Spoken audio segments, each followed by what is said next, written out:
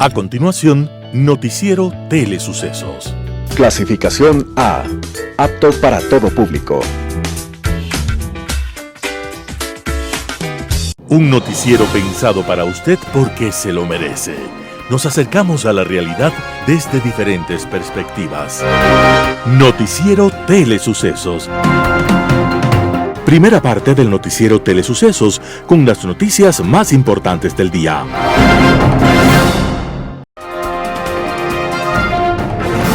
Un día como hoy. Un día cualquiera, mientras los norteamericanos escuchaban la radio, de repente se suspendió la información para un flash informativo urgente. Con voz profesional, el locutor habló de extrañas explosiones en el planeta Marte y dijo que seguirían informando. Entonces, la programación continuó en forma normal. Minutos más tarde, el mismo locutor ya no tenía una voz tan profesional. Se le notaba vacilante, excitado, dubitativo. En ese momento, un astrónomo entrevistado decía que habían detectado varios objetos que se dirigían de Marte a la Tierra. Luego de esto, la programación continuó, pero los oyentes ya no estuvieron tan tranquilos. Algunas notas de inquietud empezaban a sonar en el fondo de cada uno. Luego cundió la alarma. El locutor decía que los objetos habían caído cerca de New Jersey y que estaba transmitiendo desde el lugar de los hechos. Al fondo se escuchaban gritos confusos de los curiosos que se encontraban presentes. Lo que siguió fue de horror. De aquellos cilindros salían monstruos que atacaban con poderosos rayos que mataban y lo destruían todo a su paso. Los norteamericanos entonces, chapoteando en medio de una ingenuidad moral, cayeron en la histeria colectiva. Hombres y mujeres de rodillas confesaron sus infidelidades a sus cónyuges, pensando que llegaba el fin del mundo. Otros se suicidaron antes que caer en las garras de los marcianos, y otros murieron en accidentes de tránsito al escapar a exceso de velocidad para alejarse de los extraterrestres. Al final, se descubrió que aquello apenas era un programa de radio que puso en evidencia las fragilidades y los lados oscuros de los humanos. El autor de esta realización fue el genial Orson Welles, que nos llevó a las profundidades del alma humana. Welles estaba muriendo un día como hoy, 10 de octubre de 1985, y desde entonces, la radio, en sus mejores momentos, le rinde un homenaje a Orson Welles, el insuperable. Las principales noticias del día. Titulares. Ecuador contará con un plan de recompensas financiado por el gobierno de los Estados Unidos. Colombia también sufre de estiaje y pide revisar la venta de electricidad a Ecuador. En el segmento de opinión, el debate. En política internacional vuelve el patrón. Los editoriales serán de Ramiro Ruiz, el debate político de los candidatos. Noticias del día. Ecuador contará con un plan de recompensas financiado por el gobierno de los Estados Unidos. El gobierno ha propuesto nuevas estrategias para combatir el crimen organizado, cuya principal actividad es el narcotráfico. Juan Zapata, ministro del Interior, y Fausto Salinas, comandante general de la Policía Nacional, detallaron que se lanzará un plan de recompensas para quienes brinden información de los delincuentes que ordenan ejecutar crímenes y delitos en el país. También se busca crear un observatorio de drogas. El canciller de Ecuador, Gustavo Manrique, señaló que el plan de recompensas se realizará con el gobierno de Estados Unidos, al que calificó como uno de los países más interesados en combatir el crimen organizado transnacional. De hecho, el 28 de septiembre de 2023, el gobierno estadounidense anunció una recompensa para quienes den información del asesinato del candidato presidencial y periodista Fernando Villavicencio. Fausto Salinas comentó que el lanzamiento oficial de este programa lo hará el presidente de la República, Guillermo Lasso, en las próximas semanas, y agregó que las alianzas también buscan combatir prácticas como el tráfico de armas y nuevas monedas para sostener las finanzas ilegales como el oro o las criptomonedas. Además, se creará un Observatorio Nacional de Drogas en el que la Policía Nacional, el Ministerio de Salud Pública y la Academia serán parte. Juan Zapata señaló que ha solicitado a Naciones Unidas crear este organismo para que se encargue de analizar las edades de consumo, las zonas más vulnerables y qué organizaciones están a cargo de la distribución de la droga. Colombia también sufre de estiaje y pide revisar la venta de electricidad a Ecuador. A través de su cuenta de Twitter o X, Natalia Gutiérrez, presidenta de la Asociación Colombiana de Generadores de Energía Eléctrica, hizo un llamado público para que se revisen las condiciones de intercambio de energía eléctrica con Ecuador. Ese llamado fue dirigido al Ministerio de Energía de Colombia, al operador del sistema interconectado y al administrador del mercado de energía mayorista de Colombia y a la Comisión de Regulación de Energía, Gas y Combustibles. La venta de electricidad desde el país vecino se ha vuelto cada vez más importante para Ecuador en medio de un estiaje donde el caudal de los ríos que alimentan a las hidroeléctricas ha caído a mínimos históricos. La generación hidroeléctrica, que normalmente representa más del 90% de la electricidad ecuatoriana, ahora está rondando solo el 57%. Sin embargo, Gutiérrez puntualizó que aunque Colombia al momento sí tiene energía suficiente para superar el fenómeno del Niño, debemos cuidar nuestros recursos, el agua y el gas, por lo que pueda presentarse en los próximos meses. La representante del sector generador colombiano dijo que las lluvias en septiembre fueron del 55.87%, lo que representa el peor registro de la historia en ese mes. Desde el gobierno ecuatoriano no ha habido una explicación oficial de cómo están las importaciones de electricidad de Colombia y de cuánto podría ser el recorte desde el país vecino. Tampoco se ha confirmado si los apagones continuarán en estos días. La única noticia concreta ha sido que la unidad de generación número 1, perteneciente a la central hidroeléctrica Sopladora, entró en operación desde el 5 de octubre de 2023.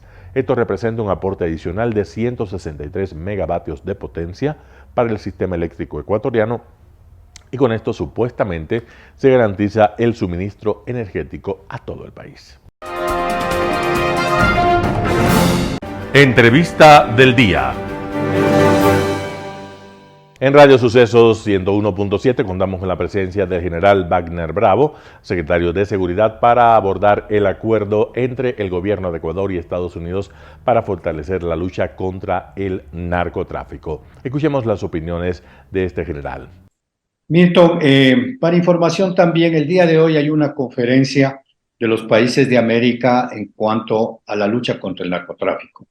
Ahí se está analizando lo que hace cada país, qué son sus experiencias, sus experticias, su capacidad, para que entre todos nos pongamos de acuerdo en cómo luchar contra esta violencia que nos lleva el crimen organizado y que, como digo, fundamentalmente está en el tráfico de drogas, porque no es un problema solamente nacional, es un problema regional y hasta mundial.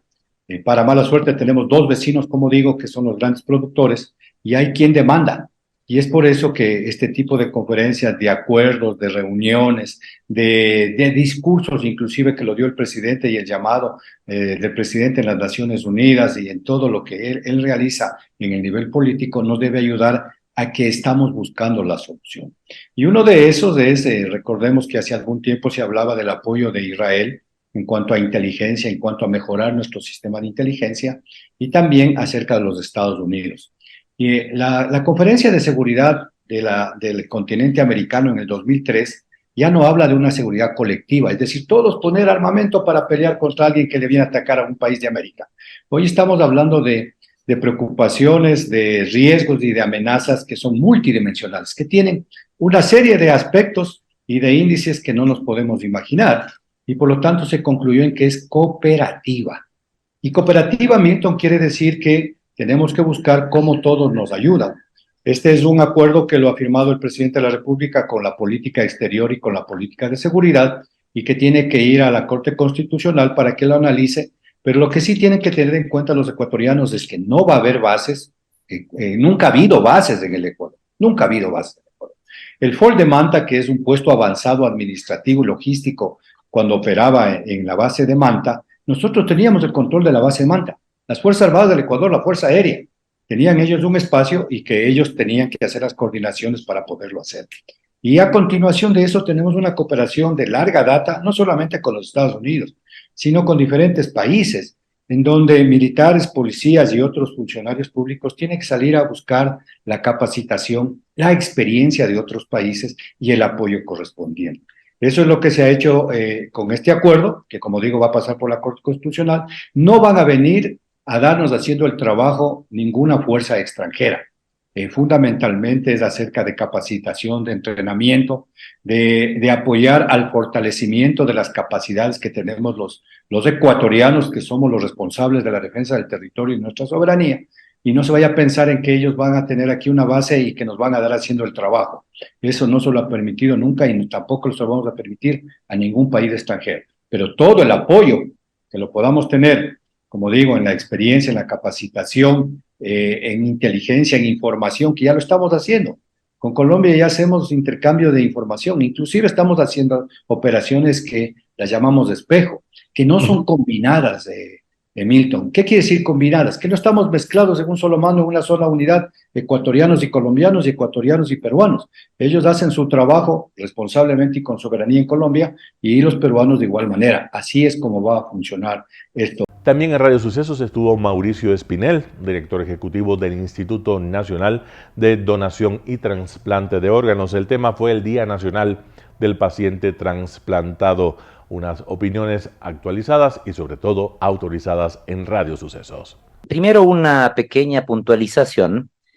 Son 2-3 días en el año que se celebran temas relacionados con el trasplante. El 14 de octubre se celebra el Día Mundial de la Donación de órganos. Y pues la donación precisamente es el componente, el paso que permite el trasplante. Sin donantes no hay trasplantes. Nosotros nos habíamos propuesto aumentar el número de trasplantes en el país y parece que vamos a lograrlo. En el año pasado se hicieron 597 trasplantes y al momento ya tenemos 591. Es decir que en pocos días ya vamos a tener el mismo número de trasplantes que se hicieron en el año pasado. Y el aumento ha sido importantísimo en estos últimos 2 meses gracias a una estrategia que la hemos denominado cero ceguera en lista de espera. El mayor número de personas que requieren un trasplante está en aquellas que requieren una córnea, es decir, este foquito que nosotros tenemos en la parte delantera del ojo. Cuando se daña por diferentes razones, muchas veces por un trauma, por un golpe, por la diabetes, por una serie de causas, pues esa persona no puede ver. Y tenemos alrededor de 1,000 personas que no ven por este problema. Y gracias a un trasplante de córnea pueden volver a ver. Entonces, esta estrategia de cero ceguera en lista de espera ha venido integrando a muchos otros actores, por ejemplo, la Fiscalía. ¿Quién diría la Fiscalía? ¿Qué tiene que ver con trasplantes? Pues resulta que un área, un sitio en donde se puede recuperar tejidos, como es la córnea, son las morgues de los centros de investigación forense, ¿no? Y entonces, con la Fiscalía venimos trabajando, nos falta un papelito más para que este trabajo piloto que se ha hecho en Quito, Guayaquil y Cuenca se extienda a los otros centros forenses y tener muchos más tejidos que les ayuden a estas personas. ¿Cuál es el trabajo que realiza la Fiscalía en conjunto con ustedes? Esta normativa, porque hay que entender que en un centro forense pues se requieren ciertas investigaciones, cierto cuidado, ¿no? Pero ahí se contrasta en la ley, en los reglamentos, en las directrices, etcétera, el tema de la investigación versus el derecho a la vida, ¿no? El derecho a poder recuperarse, ¿no? Y entonces pues las normativas facilitan, permiten, y hace falta el componente operativo de que se dé este proceso ya no solo en Quito, Guayaquil y Cuenca, sino que en todo el país, ¿no? Imagínate en el caso del centro forense de Manabí, en Manta, ¿no? Están falleciendo cerca de 11 personas en promedio por día, ¿no? Y entonces, pues, la posibilidad es que algunos de ellos puedan ayudar a otros ecuatorianos. Y este es el principio fundamental. Antes de el inicio de esta entrevista se mencionaba una cosa bonita, la pedagogía del amor que promueve la Iglesia Católica. y es promovida por todas las iglesias, ciertamente, del amor al prójimo, de yo cómo puedo ser diferente, ser una persona comprometida, solidaria, que busca ayudar a los otros, que es un principio fundamental del ser humano. En el programa Impacto Informativo estuvo el analista económico Andrés Albuja para conversar de las ofertas de campaña de ambos candidatos a la presidencia de la República. Bueno, se confunde el concepto de reservas internacionales con fondos de ahorro y contingencias, ¿sí? Las reservas sirven en los países donde las monedas son débiles. En Ecuador tenemos una moneda fuerte, que es el dólar. De hecho, nuestro nivel de reservas era de 4.000 millones de dólares hace pocos años, hace 3 años. Se duplicó. El nivel de reservas internacionales llegó en este periodo presidencial hasta casi 9.000 millones de dólares, con la falacia de sostener que aumentar las reservas internacionales bajaría el riesgo país. Bueno, se duplicó las reservas internacionales, se duplicaron esas reservas y no bajó el riesgo país, se duplicó el riesgo país. Es un instrumento de política monetaria importante porque si se destina esos recursos para reserva, quiere decir que también se sacrifica en otros lados. Entonces, la reserva internacional está compuesta por varias cuentas, ¿no?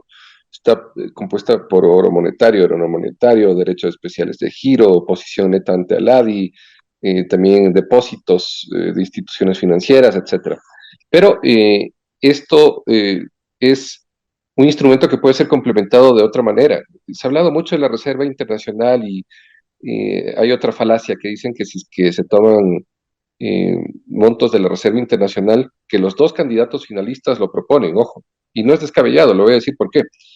Porque esos recursos pueden ser inyectados en la economía para que se dinamice y que exista más demanda agregada, más consumo, más inversión. Se canaliza a través de préstamos productivos, por ejemplo, e inversión pública. Eso dinamiza la economía, porque Ecuador ha tenido un crecimiento económico nulo en los últimos 5 años. En promedio ha sido cero el crecimiento de Ecuador, cuando América Latina ha crecido entre el 2 y el 3%. Entonces, si queremos resultados diferentes, no debemos de hacer lo mismo de lo que hayan hecho. Han aplicado una receta que no sirve.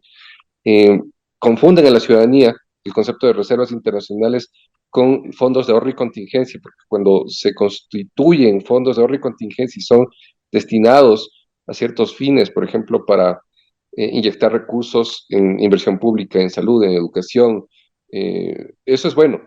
Había algunos fondos de ahorro y contingencia y el Fondo de Estabilización e Inversión en el sector eléctrico e hidrocarburífero hace algunos años. Eso tenía una finalidad, estaba en un fideicomiso y era bueno. Pero las reservas internacionales... El famoso FEIREP, ¿no? Sí, sí, sí. Entonces, la cuenta CERREPS también, la cuenta económica de reactivación productiva y social, que ahí recibió muchos recursos heredados el expresidente Rafael Correa y se los despilfarró, y ahí sí fue negativo, pero no tiene nada que ver con la reserva internacional. Entonces, ahora en época de crisis, después de la pandemia, que Ecuador no ha logrado obtener un crecimiento económico sostenible, más bien se sigue acentuando algunos problemas, por ejemplo, la pobreza multidimensional, la migración, el crecimiento económico es nulo, entonces ahí se aplica políticas contracíclicas. Entonces, lo que proponen tanto Daniel Noboa como Luisa González es correcto. Entonces, no podemos poner en tela de duda la dolarización. Existen otros instrumentos complementarios, no solamente las reservas internacionales, sino también, hablemos también del tema de encaje bancario, el tema de coeficiente de liquidez doméstica y las reservas mínimas de liquidez. El encaje bancario puede ser bajado para que los bancos no tengan que destinar esos recursos a mantener esa posición de encaje, ¿no? Que ahí es como tener congelado esos recursos. Entonces, puede bajarse más o menos 2 puntos porcentuales del nivel de encaje bancario y el coeficiente de liquidez doméstica actualmente está en 60% del requerimiento. Es decir, 6 de cada 10 dólares que recibe el sistema financiero se requiere que esté aquí en la liquidez doméstica. Se puede hacer una reforma para pedir que no envíen recursos al exterior y que sea 90%. Actualmente tienen más o menos un 70-80%, entonces ese 10% adicional de compromiso del sistema financiero, porque por algo es rentable, por algo sigue invirtiendo aquí en el país. Claro, usted no nos cuenta pues los detalles de estas herramientas, pero el concepto es que la Reserva Monetaria está constituida por elementos del sistema financiero, es decir, el dinero de todos, por el dinero del seguro social, que también es del dinero de todos, el dinero de los GATS para poder operar y así atender a las comunidades. ¿Cómo puede ser entonces recursos de disponibilidad del Ejecutivo si ya tienen un destinatario? Y me preocupa muchísimo el tema de los recursos del sistema financiero. Esos son de todos, ¿no? De los grandes, de los pequeños. Los excedentes, hablemos de excedentes e inversiones, ¿sí? Porque aquí también se confunde la ciudadanía. No es que sus depósitos están en la Reserva Internacional, es otro concepto erradísimo que lo tratan de imponer pseudos analistas económicos. No es así. Son excedentes que se van a inversiones, ¿sí? Entonces, en ese sentido, yo voy a ser categórico como ciudadano. A mí sí me preocupa esa desinformación, esa campaña de desinformación. Un panorama de noticias para su estatura intelectual.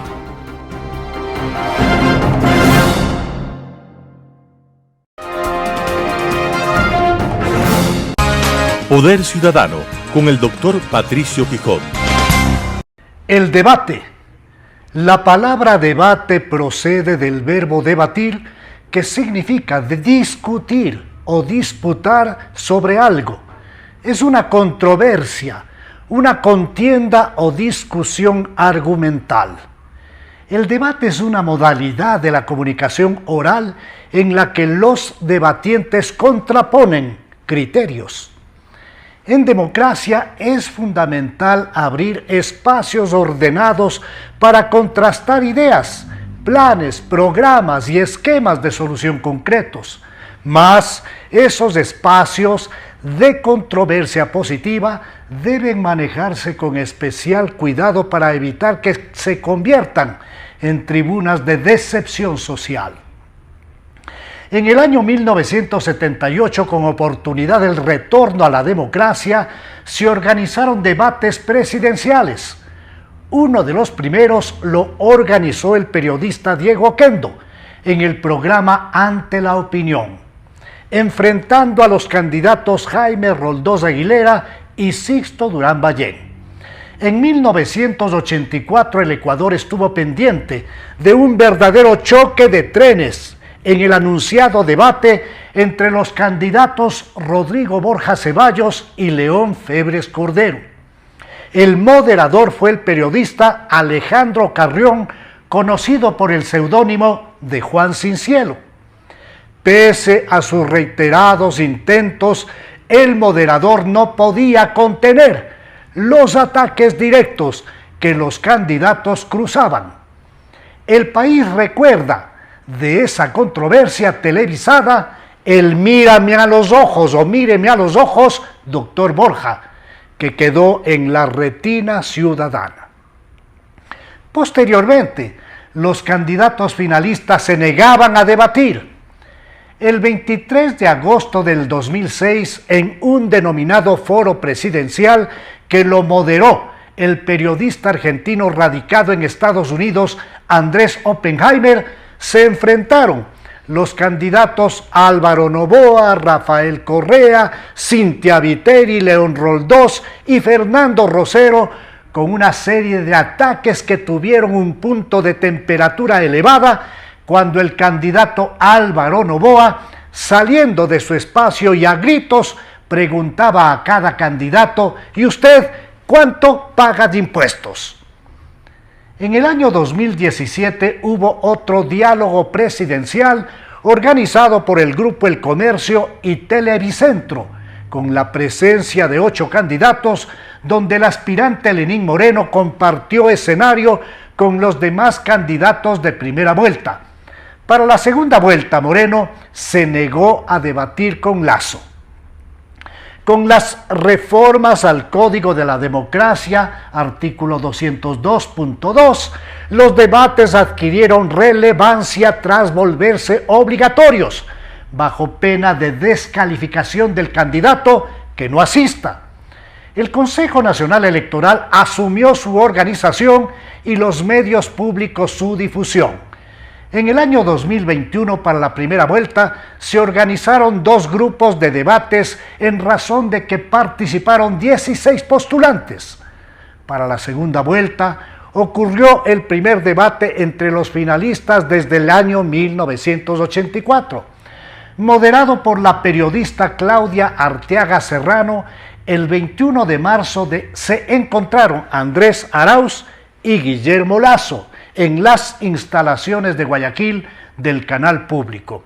Entre un cruce de ataques, Arauz lo llamaba permanentemente a su oponente banquero derechista, mas Lasso logró posicionar la frase ideada por su asesor Jaime Durán Barba de Andrés, no mientas otra vez, que caló hondamente en el electorado que le favoreció con su voto mayoritario.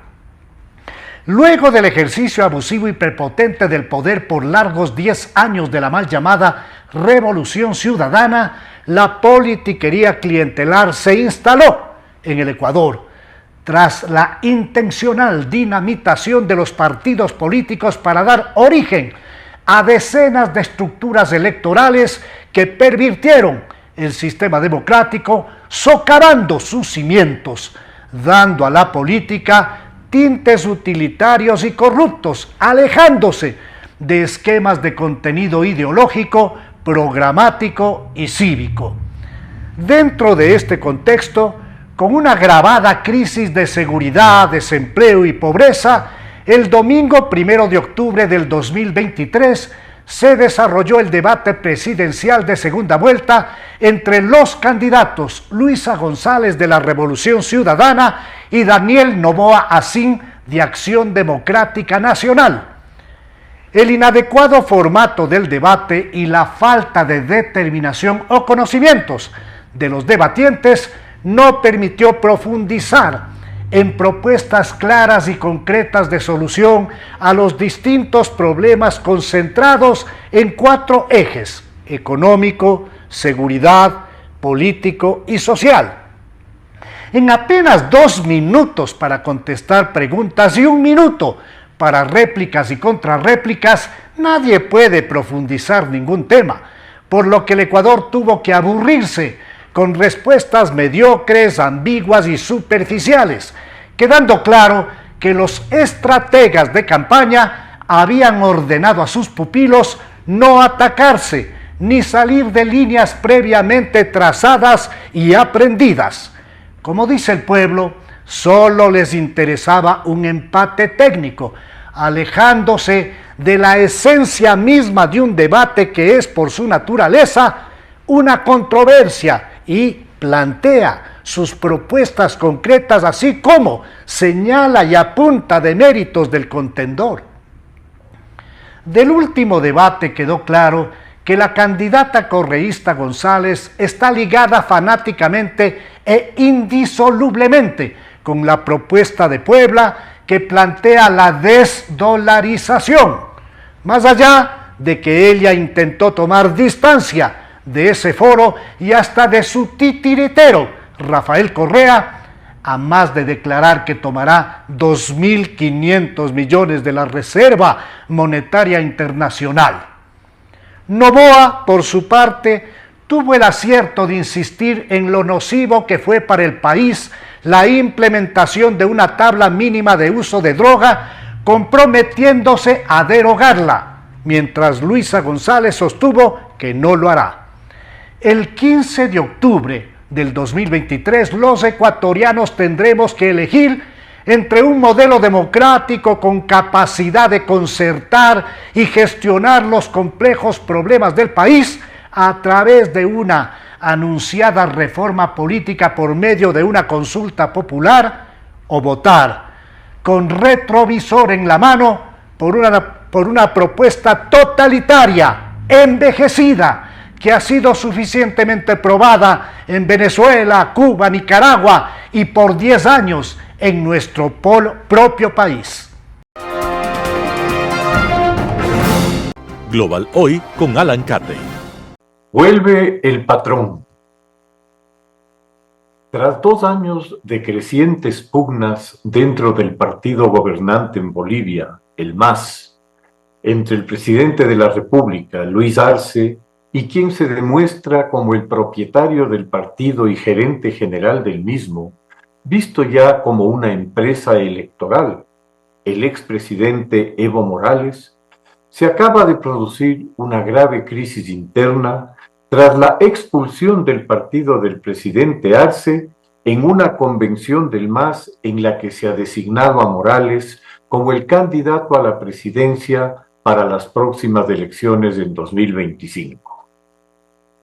Bajo un argumento por demás estrafalario, que la inasistencia de Arce a la convención implicaría su autoexpulsión, un ciertamente novedoso concepto que con los tropicalismos propios del Chapare, feudo de Morales, ha sido así calificada por delegados incondicionales del líder cocalero.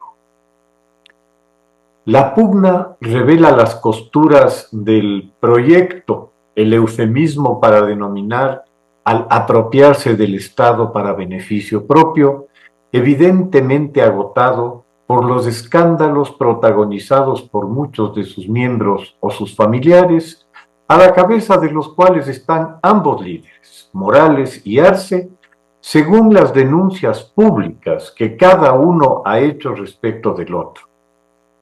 Que no se venga luego con el cacareo de alguna prensa corrupta, el chivo expiatorio de los trapos mal lavados y de las miserias que se han sacado entre sí ambos líderes. Como se dice por aquí, enojados los compadres, se dijeron las verdades. Y es que nadie mejor que ellos para saber de qué pie cojea cada uno, si han vivido en estrecho maridaje desde hace 16 años hasta antes del divorcio actual que ya lleva 2 años en curso.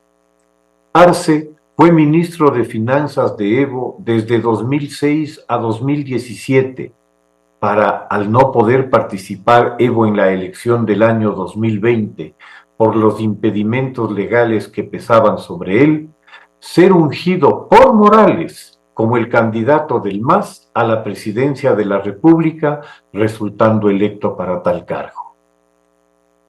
Como a tantos otros titiriteros, el muñeco le salió respondón al patrón del MAS, y ya en el poder le agarró el monstruo del ubris, esa desmedida e irresistible compulsión por el poder que casi invariablemente se contagia a quienes se consideran predestinados a ser los salvadores y mesías.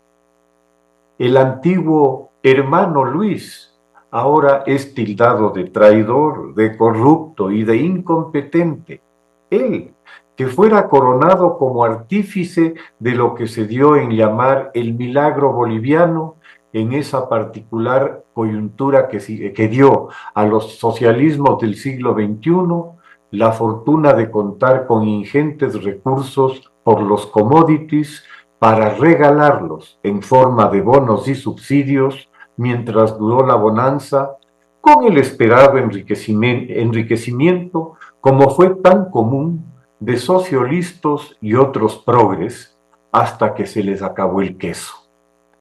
Algunos de los colegas de Evo han debido pedir excusas por sus selecciones de herederos temporales de sus funciones, al ver desolados cómo sus delfines se les vuelven tiburones, negándose a seguir sus iluminadas directrices, tomando sus propios caminos.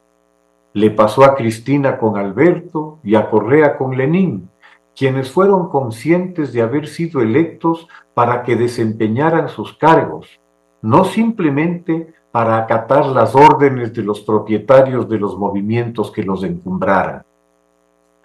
Hemos sido testigos de la amargura y el rencor entre los viejos compadres, de la mala sangre que se habría creado ante la falta de lealtad, según los caudillos en retiro, de sus elegidos.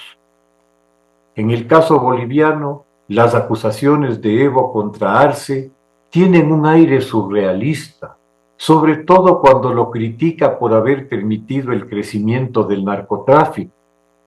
Que Morales se permita semejante acusación es el típico caso del dicho aquel de los pájaros contra las escopetas, tras haber sido él el impulsor principal de la ampliación, mucho más allá de las necesidades de consumo interno de hoja de coca, de los sembríos de coca en el feudo evista del Chapare. Las 20.000 hectáreas adicionales incorporadas a la producción de coca innecesariamente han generado un exceso de oferta de materia prima que, como es obvio, ha sido aprovechado para fabricar cocaína por el narcotráfico, un negocio harto más rentable que el de vender la hoja. De ser un territorio de paso de la cocaína producida en Perú, Bolivia entró a la fase de productor con la instalación de laboratorios para el procesamiento de la coca y toda la cadena e infraestructura conexa implícita, desde el transporte de materia prima, los precursores para la elaboración de la droga y toda la red de aeropuertos clandestinos para trasladar la droga al Paraguay, de donde se la distribuye a Brasil y a la Argentina por el Paraná, a esta última, con destino a Rosario, convertida en el eje de distribución local e internacional al mercado europeo de la cocaína boliviana y peruana. Es a personajes como Morales al que deben agradecer Argentina y Brasil por el descomunal crecimiento del microtráfico y la explosión de adicciones entre sus jóvenes escolares, y a la violencia consiguiente por la lucha entre las pandillas por el control de los mercados internos. Ciertamente el gobierno de Arce no es que haya intentado hacer mayor cosa por detener la deriva boliviana hacia un narcoestado. En el escándalo de la fuga de Sebastián Marcet, un poderoso narcotraficante uruguayo que es buscado por la Interpol, la DEA, además de los gobiernos de Brasil, Uruguay y Paraguay, el gobierno boliviano quedó muy mal parado. Marcet se había establecido cómodamente en Bolivia bajo la fachada de gerenciar un club de fútbol, una de las grandes aficiones de Evo casualmente. Un operativo internacional de gran alcance se desplegó para tratar de capturar. El gángster escapó a esta y envió a la prensa una nota en la que agradecía al jefe de la Unidad Especial Antinarcóticos de la Policía Boliviana por el oportuno aviso que le diera del operativo, lo que permitió su fuga. Como es obvio, el bochorno internacional sufrido fue un duro golpe para Arce, que tercamente se negaba a aceptar las evidencias del paso de su país a gran productor de cocaína. El que el capo uruguayo estuviera señalado como uno de los autores intelectuales del asesinato en Colombia del fiscal paraguayo Pecci, que al parecer le estaba pisando los talones, no ha sido precisamente un mérito para Arce. Por otra parte, Evo denunció al hijo de Arce como operador de un consorcio chino que estaría interesado en la explotación de litio boliviano, usando su parentesco para esos buenos oficios, cobrando importantes comisiones, claro, por tales servicios. Como quiera que se lo mire, ambos líderes se han encargado de enlodarse y poner a vista de todos la profunda corrupción que rodea al MAS. Lo triste es que, al parecer al menos, tal evidencia se le escape, por ignorancia tal vez, o por indiferencia, a la mayoría del país, que sigue eligiendo a gente de esos antecedentes para que los gobierne. Ante esta realidad, lo único que cabe pedir es que el último en salir apague la luz. Muchas gracias. Editorial. El debate político de los candidatos. Ramiro Ruiz. A punto de comenzar un nuevo ciclo electoral, el debate electoral televisado reapareció como mecanismo central de la contienda política. Influye en los votantes indecisos. En este caso no puede ser definitivo y movilizar votos de última hora. Los candidatos no lograron defender sus ideas o abatir las opiniones del adversario. El diseño del debate se desconectó de los principios básicos. Un debate es simplemente una técnica de comunicación. consiste en la confrontación de ideas, opiniones diferentes sobre un problema o ideas determinadas. Los dos candidatos no probaron sus diferencias ideológicas claras. Daniel Noboa, un defensor de la democracia, y Luisa González, socialista del siglo XXI, no lo hicieron. Ninguno trazó diferentes formas y argumentaciones sobre los 4 ejes, de manera que se fumó el objetivo de conseguir una conclusión o convencer al adversario y sobre todo a una audiencia. Los ejes temáticos que toparon fueron economía, seguridad, sociedad y política. El primer bloque inició Daniel Noboa, se suponía que cuestionaría el presupuesto interno, el fenómeno del niño, la generación de empleo y la dolarización. A continuación, Luisa González habló de la gestión integral del Sistema Nacional de Seguridad, el contexto subregional del crimen organizado, el sistema de inteligencia criminal y las desapariciones forzadas de personas. No fue más que un susurro. No podía levantar la voz, su partido político está ahogado en estos problemas cincelados a golpe de 15 años. Los debates son útiles en periodos electorales para convencer a los votantes, pero también son herramientas formativas. No aprovecharon para compartir información tanto de un potencial gobierno democrático o de un gobierno populista. El moderador hace de juez, a la periodista Ruth del Salto no le hizo falta ser juez. Su tarea fue plantear el tema, iniciar el debate, establecer turnos, orientar y darlo por concluido. Al final expresó conocimiento sobre los temas, más que una moderadora, fue una profesora que evaluó la prueba oral de ambos candidatos. Cumplió su rol porque así estuvo delineado el debate. A pesar de la apatía política que golpea a los ecuatorianos, hubo cierta expectativa. No se esperaba una confrontación. Recordemos, por ejemplo, el debate de 1984 entre el ingeniero León Febres Cordero y el doctor Rodrigo Borja. Discutieron sobre 2 modelos de gobierno, el social cristiano y el social democrático. Ninguno argumentó la validez y el éxito de la democracia y la destrucción total de los países socialistas. Demostraron un vacío en el conocimiento de los estilos de gobierno, uno de ética y moral y el otro de facilitador de la corrupción. Expusieron ideas débiles para poner fin a la violencia o la pobreza o continuar con el control absoluto de la injusticia y la corrupción de los jueces. Los televidentes esperaron información de las estrategias y objetivos para combatir la delincuencia organizada, el narcotráfico y la narcopolítica. El propósito principal del debate no se cumplió porque no se intercambiaron ideas. Más que respeto mutuo, se concentraron en decir una lección memorizada en campaña. Utilizaron palabras y posiciones que son de algodón de azúcar. De manera que el debate no contribuyó a una explicación clara y concisa de los planes de gobierno de cada uno. Despreció el pensamiento crítico, no entregaron información para que los ciudadanos hagan un análisis y obtengan conclusiones y criterios. En un debate político electoral, los candidatos discuten sus posiciones, sus ideas, sus propuestas sobre temas apremiantes para la sociedad. No intentaron presentar ni defender sus planes de gobierno, responder preguntas y comentarios del adversario y de la moderadora. La disputa de ideas y propuestas entre Daniel Noboa y Luisa González no fue más que una pesada tentativa de debate sin respuestas concretas y con argumentos monótonos. ¿Qué hacemos entonces, mis amigos de la mitad del mundo?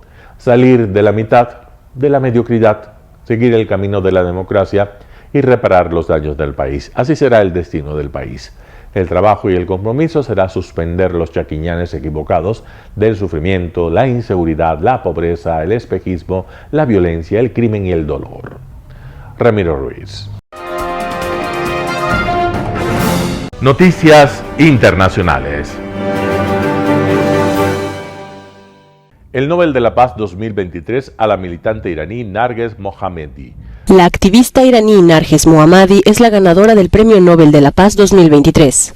Considerada una de las más importantes defensoras de los derechos humanos en el Irán de los ayatolás, recibirá el premio en la prisión de Evin, donde cumple una condena de 10 años por, según las autoridades, difundir propaganda contra el Estado. In awarding her this year's Nobel Peace Prize, the Norwegian Nobel Committee wishes to honor her courageous fight for human rights, freedom and democracy in Iran. This year's Peace Prize also recognizes the hundreds of thousands of people who in the preceding year have demonstrated against the theocratic regime's policies of discrimination and oppression targeting women.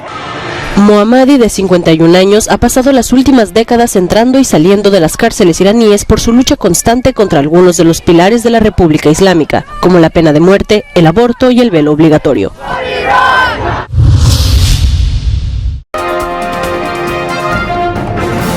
Millones de niños son desplazados por las catástrofes naturales, según UNICEF. Las catástrofes meteorológicas provocan cada vez más desplazamientos internos de niños y sus familias, según un nuevo informe de UNICEF publicado este viernes que resume las estadísticas recopiladas desde 2017. En total, 43,1 millones de desplazamientos infantiles durante los últimos 6 años están relacionados con desastres climáticos. Dos de los principales factores meteorológicos del desplazamiento infantil son las tormentas y las inundaciones. El número, la frecuencia y la intensidad de estos desastres han aumentado recientemente, y este proceso está vinculado a los cambios climáticos. En un futuro previsible, las cosas irán mucho peor. Según UNICEF, en los próximos 30 años, las inundaciones fluviales por sí solas podrían desplazar a 96 millones de niños. La organización internacional dice que no hay una receta fácil para evitarlo. Es necesario mejorar la educación, proteger a los niños de las catástrofes y, en general, dar prioridad a la infancia en las distintas políticas.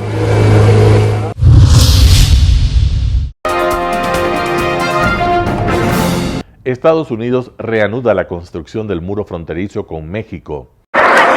Estados Unidos refuerza el muro fronterizo con México. Las labores de construcción incluirán la edificación tanto de barreras físicas como de vías para prevenir la entrada irregular de migrantes a territorio estadounidense. Washington afirma que esta no es la respuesta adecuada para atender el fenómeno migratorio, pero que el gobierno se ha visto obligado a seguir con el proyecto porque así fue aprobado por la administración Trump en 2019. One question on the border wall. The border wall, the money was appropriated for the border wall. I tried to get them to redirect that money. They didn't. They wouldn't. And in the meantime, there's nothing under the law other than they have to use the money for what it was appropriated. I can't stop that. Do you believe the border wall works? No.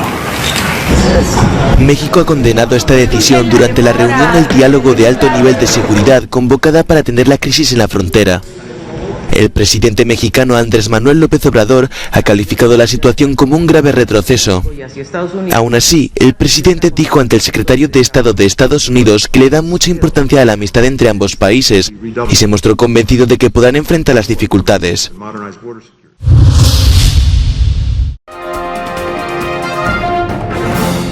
La Fiscalía venezolana emite una orden de arresto contra Juan Guaidó. Asumir formalmente las competencias. Caracas ha emitido una orden de arresto contra el famoso líder opositor Juan Guaidó, lo que provocó una alerta roja de Interpol. Según la Fiscalía venezolana, Guaidó utilizó recursos de petróleos de Venezuela para causar pérdidas cercanas o superiores a los 19.000 millones de dólares, de acuerdo a las revelaciones facilitadas a la prensa por un tribunal federal de Estados Unidos. Caracas menciona también los delitos de traición a la patria, usurpación de funciones, sustracción de dinero, valores o bienes públicos, blanqueo de capitales y asociación para delinquir. Información a mayor velocidad.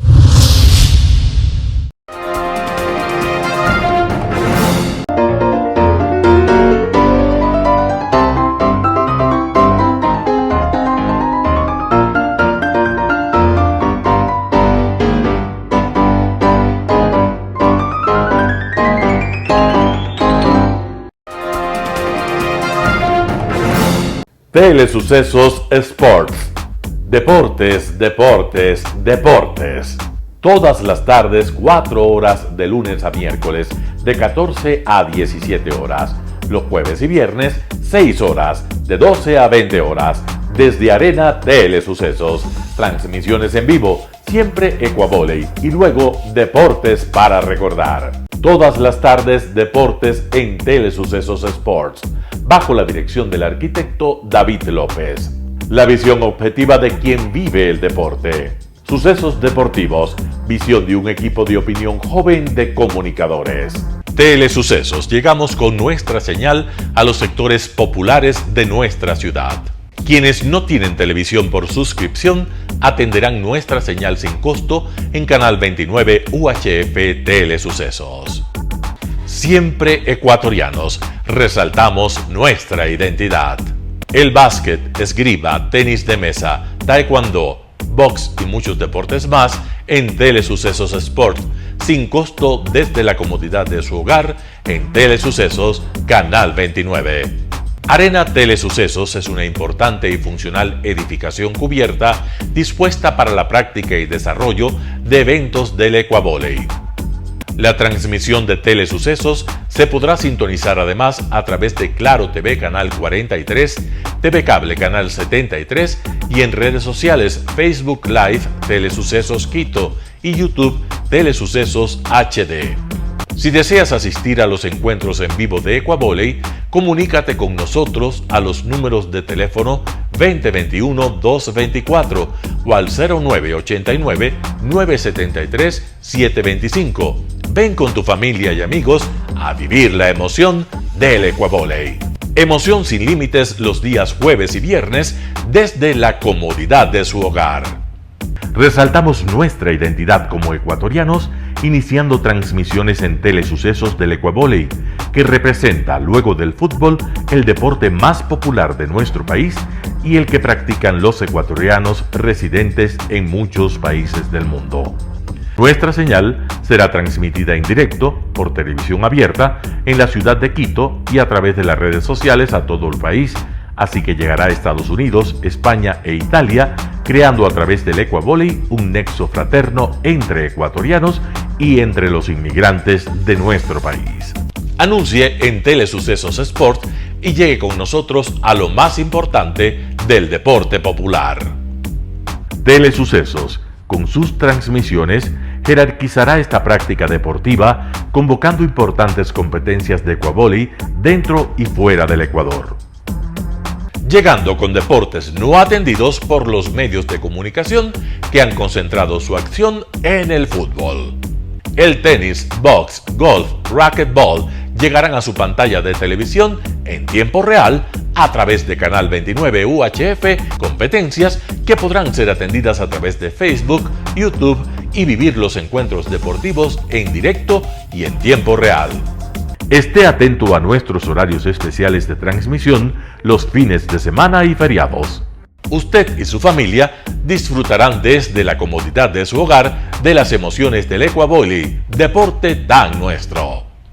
Somos inéditos y para ello disponemos de un escenario cubierto propio, Arena Telesucesos, desde donde transmitimos nuestros encuentros masculinos y femeninos de este deporte.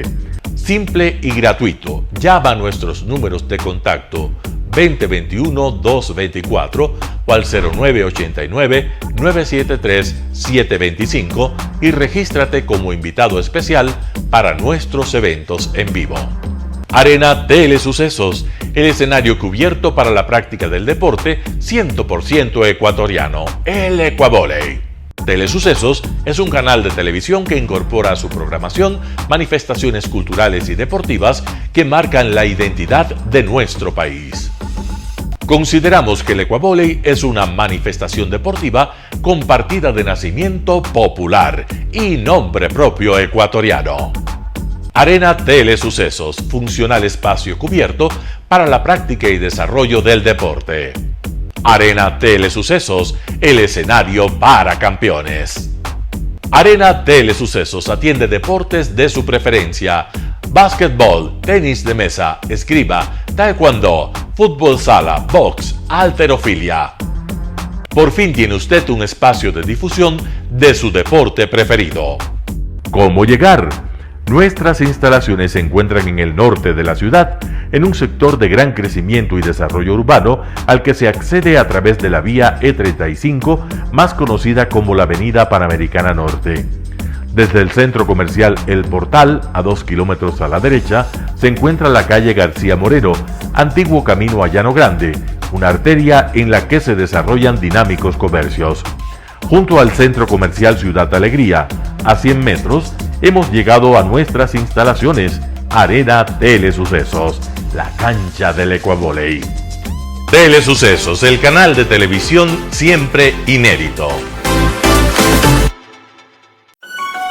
El noticiero Telesucesos es retransmitido de lunes a viernes a las 7 horas por Radio Planeta Sur 106.1 FM de la ciudad de Loja.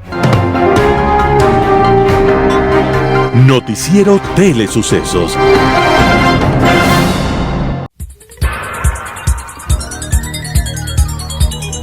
Las opiniones vertidas en este espacio por la producción y dirección del programa son de exclusiva responsabilidad de sus autores y de quienes intervienen en ellos.